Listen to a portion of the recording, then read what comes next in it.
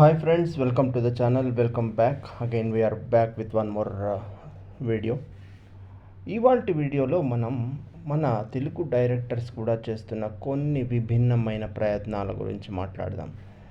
ఈ మధ్య last 10 years నుంచి చూసుకుంటే 2014 నుంచి 2024 దాకా చూసుకుంటే చాలా ఎక్స్పెరిమెంట్స్ చేశారని చెప్పాలి. అది కూడా హీరోకి, హీరో ఒక ఫ్రెండ్కి కానీ, హీరో మదర్కి కానీ వాళ్ళకి కాకుండా హీరోకి చాలా విచిత్రమైనటువంటి జబ్బులున్నట్టు, లేదా విచిత్రమైనటువంటి హెల్త్ ఇష్యూస్ కానీ, మెంటల్ ఇష్యూస్ కానీ ఉన్న కొన్ని కొత్త కథలను మనకు పరిచయం చేశారు.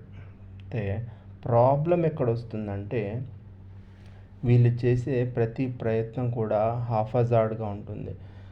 అంటే పూర్తిగా ప్రయత్నిస్తే చాలా బాగుండేది, కానీ ఏవి కూడా ప్రేక్షకుల్ని మెప్పించే విధంగా చేసిన ప్రయత్నాలు అని అనిపించలేదు. మీరు చూసుకుంటే లాస్ట్ 10 ఇయర్స్ నుంచి వచ్చిన బుర్ర కథ కానీ, సవ్యసాచి కానీ, రాజుగాడు కానీ, ఈ మధ్య వచ్చిన ప్రసన్నవదనం కానీ, వీటిల్లో హీరోకి ఒక పెక్యులియర్ హెల్త్ ప్రాబ్లం ఉంటుంది. అయితే ఆ హెల్త్ ప్రాబ్లంలో నిజంగానే చాలా డెప్త్ స్టోరీ రాసుకోవచ్చు. కాకపోతే ఎలాంటి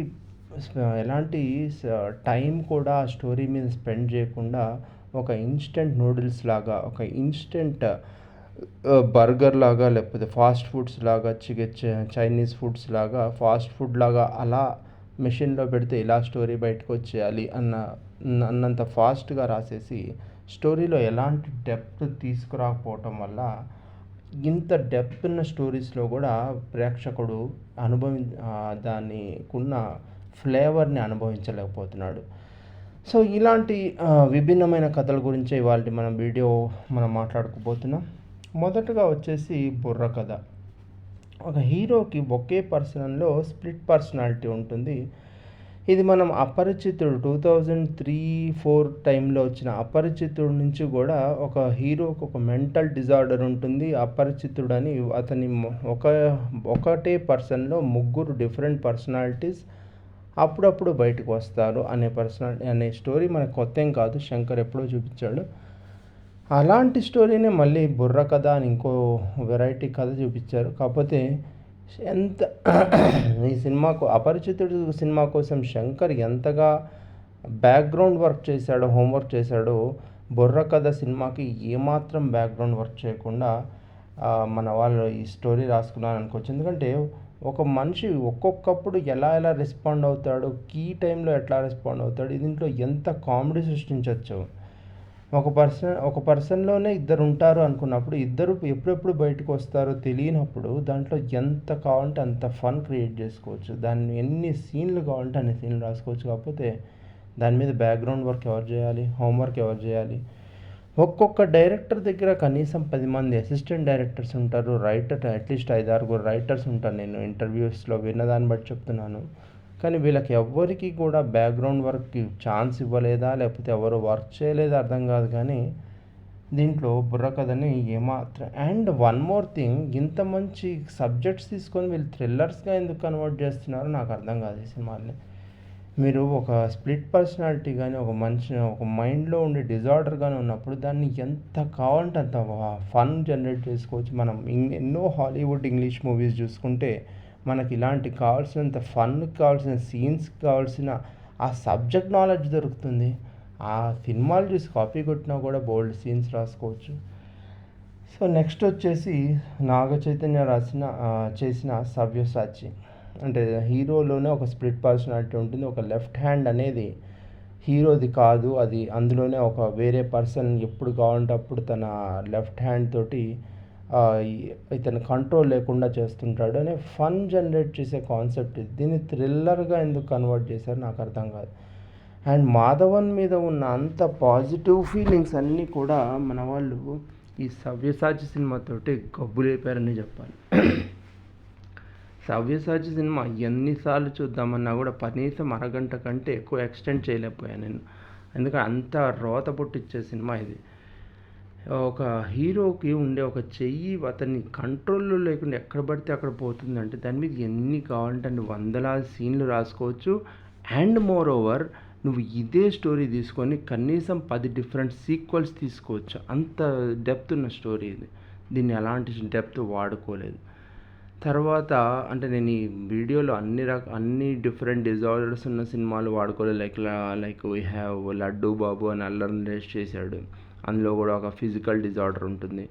సో అన్నీ మనం ఇందులో కవర్ చేయలేదు. 4 మూవీస్ మాత్రం కవర్ చేస్తున్నాను.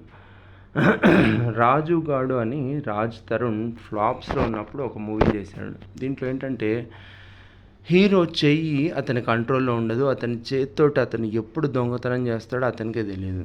సో దీంట్లో కూడా చాలా ఫన్ కాన్సెప్ట్ ఉంటుంది. కాకపోతే ఫన్ను కేవలం ఒక 10 మినిట్స్ వాడుకున్నారు.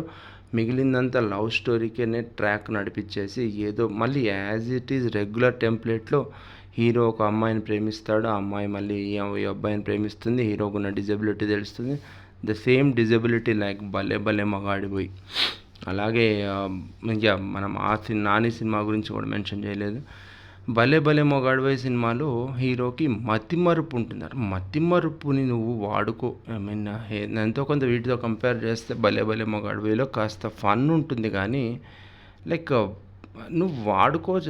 ఎంత 100% ఫన్ని నువ్వు క్రియేట్ చేయొచ్చు. దాంట్లో జస్ట్ నేను అనుకోవడం 2-3% ఫన్ మాత్రమే వాడుకొని రాసిన సీన్స్ ఏమో అనిపించింది. మతిమరుపు డూడ్. నీకు ఆనంద బ్రహ్మలో 1980లోనే ఆనంద బ్రహ్మకి మన ధర్మవరపు సుబ్రహ్మణ్యం గారు మతిమరుపు మీద నంబర్ ఆఫ్ సీన్స్ రాశారు. మీరు అవి కాపీ కొట్టినా కూడా నీకు హండ్రెడ్స్ ఆఫ్ సీన్స్ రాసుకోవచ్చు మతిమరుపు మీద. బట్ మనము భలే భలే మొగాడిపోయి సినిమాలో మతిమరుపు కంటే కూడా తను కవర్ చేసుకునే సీన్సే ఎక్కువ ఉంటాయి. అది ఒక సీన్. ఇంకోటి ఈ శర్వానంద్ చేసిన మహానుభావుడు అంటే అందులో అతనికి ఓసిడి అంటే ఓవర్గా నీట్గా ఉండాలి అని అదొక డిజబిలిటీ పెట్టారు. దాంట్లో కూడా నాకు తెలిసి క్రియేట్ చేయాల్సినంత ఫన్ క్రియేట్ చేయలేదేమో అనిపించింది. సో మనం లేటెస్ట్గా వచ్చిన సినిమా ప్రసన్న వదనంకి వస్తే, హీరో బై యాక్సిడెంట్ అతను బ్రెయిన్కి యాక్సిడెంట్ అయినందువల్ల ఫేస్ చూడగలడు, కానీ ఆ ఫేస్లో ఉండే ఫీచర్స్ అన్నీ కలిపి ఒక మొహాన్ని ఫేస్ని గుర్తుపెట్టుకోలేడు అని ఒక కాన్సెప్ట్ క్రియేట్ చేశారు. కాకపోతే అదంతా నాకు కన్విన్సింగ్గా ఏం అనిపించలేదు.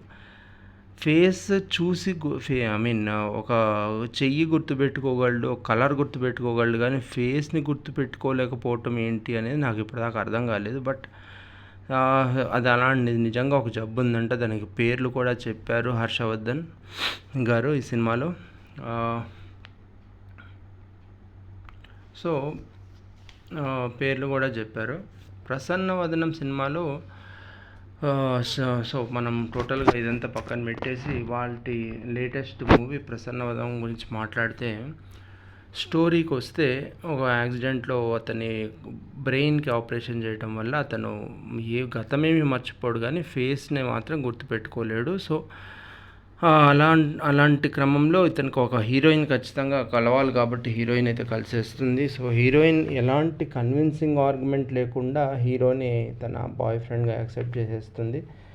అప్పటిదాకా ఏ పెళ్లి కొడుకుని యాక్సెప్ట్ చేయని ఆవిడ మరి హీరోని ఎందుకు యాక్సెప్ట్ చేసిందనే దానికి ప్రాపర్ ఆర్గ్యుమెంట్, కన్విన్సింగ్ డిస్కషన్స్ కానీ లేవు. దాని తర్వాత దీన్ని కూడా థ్రిల్లర్గా మార్చే ప్రయత్నం చేశారు. దీంట్లో ఎంత హ్యూజ్ అమౌంట్ ఆఫ్ కామెడీ ఒక ప్రేక్షకుడు ఎక్స్పెక్ట్ చేస్తాడో దాంట్లో 1% కామెడీని కూడా వీళ్ళు యాడ్ చేయలేదు. ఎందుకో మేబీ ఇలాంటి ఒక మూవీకి సీక్వెల్ ఉంటే బాగుంటుంది, దాంట్లో ప్యూర్ ఫన్గా యాడ్ చేసుకోవచ్చు. అల్లరి నరేష్ గారు గత 10 ఏళ్ళ నుంచి నాకు ఫన్ జనరేట్ చేసే కాన్సెప్ట్స్ కానీ స్టోరీస్ కానీ దొరకలేదు అంటున్నారు. ఈ 4 నేను చెప్పిన 10 సినిమాల్లోనే బోల్డ్ కామెడీ చేసుకోవచ్చు. మరి అలాంటి కామెడీతోటి వాళ్ళు కనీసం ఒక రైటర్ని పిలిపించి రాయించుకున్న సూపర్ స్టోరీ తయారవుతుంది. సో మనం ఈ ప్రసన్నవదనం మూవీకి వస్తే, సో అతనికి యాక్సిడెంటే గుర్తుండదు. అమ్మాయి కూడా గర్ల్ ఫ్రెండ్ వస్తుంది. తర్వాత ఇతను అనుకోకుండా రోడ్డు మీద ఒక యాక్సిడెంట్ని చూస్తాడు. ఆ యాక్సిడెంట్ యాక్సిడెంటల్గా ఒక అమ్మాయిని బస్ కిందకు తోసేస్తారు. అని మాత్రం గుర్తుంటుంది హీరోకి.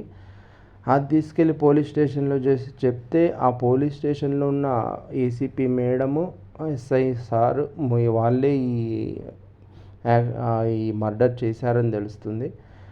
సో వాళ్ళిద్దరూ ఈ మర్డర్ని కవర్ చేసుకోవటానికి హీరోకున్న ఈ మా ఫేషియల్ రికగ్నిషన్ ప్రాబ్లమ్ని వాడుకొని లాస్ట్కి గందరగోళం చేసి ఏదో ఏదో ఒక ముగింపు చేసాము, ఒక ఫైనల్లీ ఒక సినిమాని క్లైమాక్స్ తీసుకొచ్చాము అనిపిస్తారే తప్పితే హీరో క్లైమాక్స్ కూడా అంత కన్విన్సింగ్గా ఉండదు.